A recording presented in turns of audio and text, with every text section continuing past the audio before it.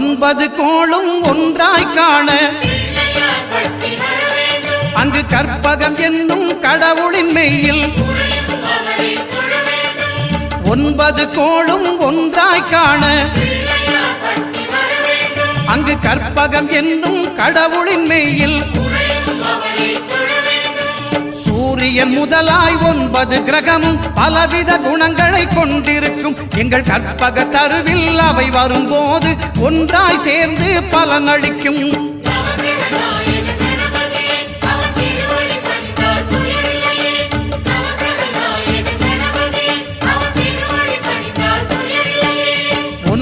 கோளும் ஒன்றாய் காண அங்கு கற்பகம் என்னும் கடவுளின் மெய்யில்